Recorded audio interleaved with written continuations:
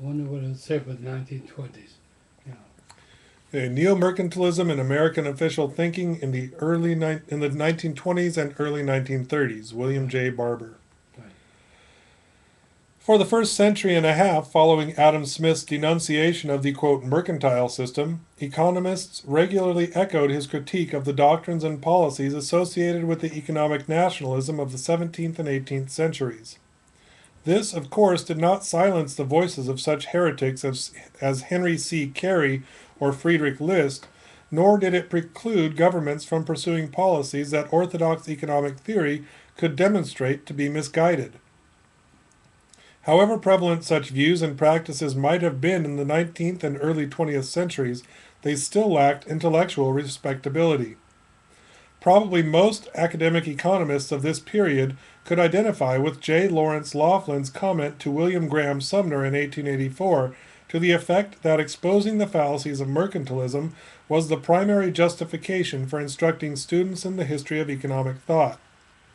As Laughlin then wrote, quote, "There is nothing like the history of political economy to show where mercantilism, protection, and the navigation laws came from." Footnote number 1.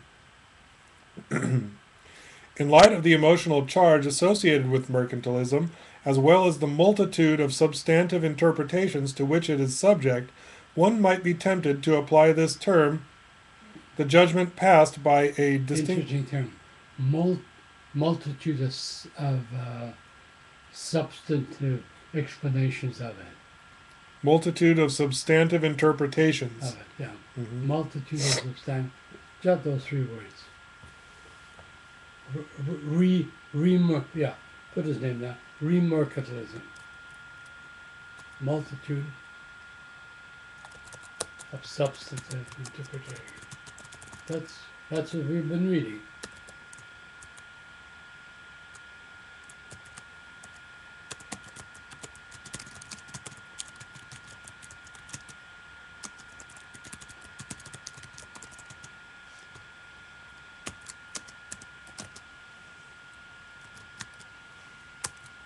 Okay. One might be tempted to apply to this term the judgment passed by a distinguished historian of the British Commonwealth about the label of, quote, imperialism, that it is, quote, not a word for scholars. Not a word for scholars? Yes. Interesting. Yeah. The merchant pamphleteers in the heyday of British mercantilism, for example, certainly did not produce a homogeneous body of doctrine. Nevertheless, their writings were informed by 2 common premises. 1, that a nation's external accounts should be manipulated and not left to the outcomes produced by invisible hands. And 2, that priority in economic policy formation should be assigned to the wealth of the nation, rather than to the wealth of nations in the plural. This chapter is concerned with the manner in which analogous perspectives were woven into American official thinking in the years between the 2 great wars. The argument about the linkage between a nation's external accounts and its internal well-being was then conducted with a different vocabulary and reinforced by data which allegedly gave it a scientific standing. It was still the case, however, that new wine was being poured into old bottles. 1. The backdrop to American debates in the 1920s. In the early 1920s, American economic debate was shaped by the legacy of World War I. The war years had produced a fundamental transformation in the position of the United States in the world economy. Almost overnight, the nation had moved from the position of an international debtor to that of a major international creditor. Moreover, the international economic system itself had been deranged. Tensions of war had both shattered the fabric of the classical gold standard and heightened barriers to trade and investment. What, then, should be the posture of the United States toward resorting the international economy? Footnote 3. 2 divergent approaches competed for official favor. Spokesmen for the first took an internationalist position, arguing that the weight of the U.S. government should be placed behind a program for the reduction of trade barriers and for an early return by all major trading countries to the pre-war gold standard with its automatic mechanisms for adjusting disequilibria in international payments. This position was subscribed to by most academic economists of This position was subscribed to by most academic economists of orthodox persuasion, and it rested firmly on standard neoclassical teachings about international trade and finance. From this perspective, such an approach to the economic relations between nations offered the best hope both for promoting efficiency in the use of the world's resources and for healing the wounds of war. Some, though certainly not all in this group, also endorsed John Maynard Keynes's view that both German reparations payments and the debts of wartime allies to the United States should be wiped out on grounds that these transfers imposed intolerable strains on the international transfer system. Formidable resistance to this line of argument was mounted within the Department of Commerce, led by its energetic secretary, Herbert Hoover, who served in that office from 1921 to 1928.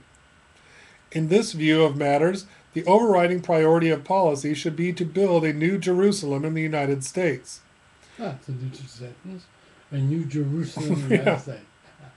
He's a good writer. The old world and its ways were explicitly rejected. This reflected some of the same disenchantment with the Versailles settlement which Keynes had articulated so eloquently in the economic consequences of the peace. Footnote 4. But champions of the, quote, new era read a different moral in that story. Not only should the United States insulate itself from the rivalries of European states, it should act unilaterally to ensure permanent prosperity and to build a classless society at home. In fulfilling the promise of a new era, the United States could point the rest of the world toward a happier future. All of this was a peace with the isolationist mood of the American populace in the 1920s. 2. Neo-mercantilist aspects of the official model of a new era. Although the strategy Hoover attempted to orchestrate from the Commerce Secretariat had numerous components, two goals were central: full employment and high wages. Success in reaching these objectives was essential if the American story were indeed to be different. The attempt to reach them had direct implications for the way the United States should conduct its external economic affairs. In the first instance, trade relations should be organized to prevent erosion in American wage standards. In addition, exports should be vigorously promoted to expand the number of American jobs. The national orientation of this approach to economic policy was clearly at odds with the internationalist perspective. The issues in contention had many of the markings of the long-standing dispute between old-fashioned mercantilists and classical and neoclassical theorists of international trade and finance. In the climate of the 1920s, however, it was incumbent on supporters of the nationalistic position to provide arguments to show that their preferred policies could be accommodated to a world in which all major trading countries resumed gold convertibility and in which debtor countries could service their obligations to the United States. The intellectual challenge was to formulate a model in which neo-mercantilism in the United States could be seen as having a benevolent impact on the capacity of other countries to earn foreign exchange. During the 1920s, Hoover and his associates at the Department of Commerce worked out a model that, at least to their satisfaction, provided the necessary answers. The issues at stake were not articulated in rigorous formal terms. Like the pamphleteers of the 17th century, the formulators were, quote, practical men, not scholars. There is no evidence that the contributors to this neo-mercantilist strand of American doctrine had any direct acquaintance with the literature produced by vintage mercantilists. Even had they been well read in that material, the Americans would have rejected an analogy between their positions and those associated with mercantilism. Given the negative connotations of that label... That's interesting. They rejected their views, but still... They were analogous. Yeah, they went on also against the classical free trade view. Yeah. Go ahead. Given the negative And maybe just jot that sentence down. 1920s, Herbert Hoover, Secretary of Commerce.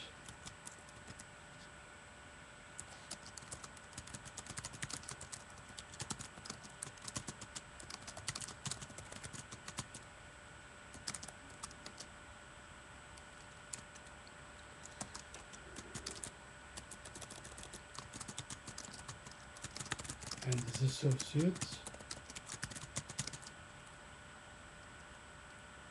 expressed a neo-mercantilist position.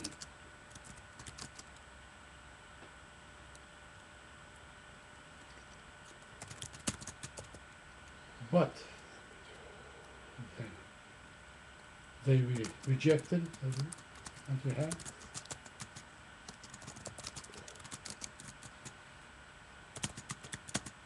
rejected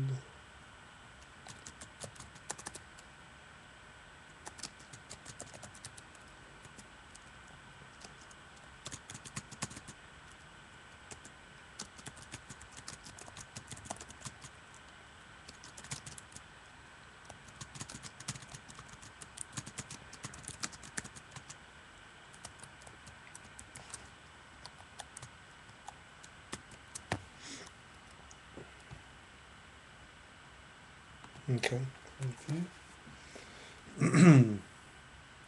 Given the negative connotations of that label, it was expedient to distance themselves from it.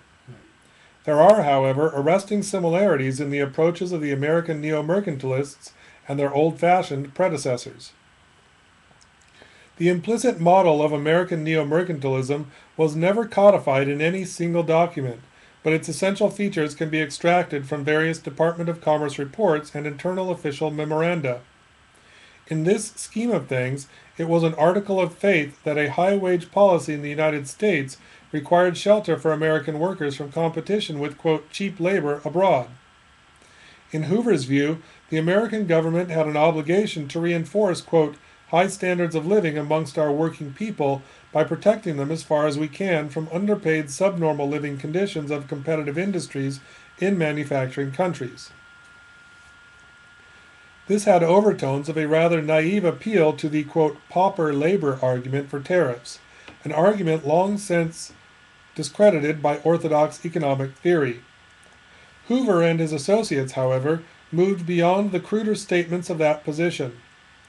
As they saw matters, it was not the purpose of protection to preserve the status quo.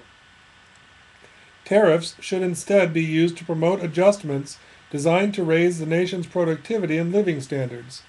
This called for guided reallocations of resources between sectors. In the America of the 1920s, the most troubled sector by far was agriculture.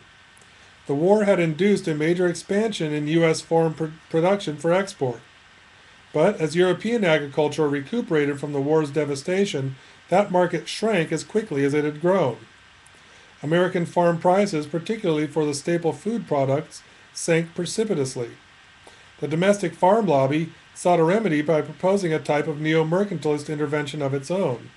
Government, in its view, should support domestic prices of agricultural products at levels above those established in world markets. As the U.S. market would not absorb all that would be produced at those prices, outputs which failed to clear at home would be, quote, dumped abroad.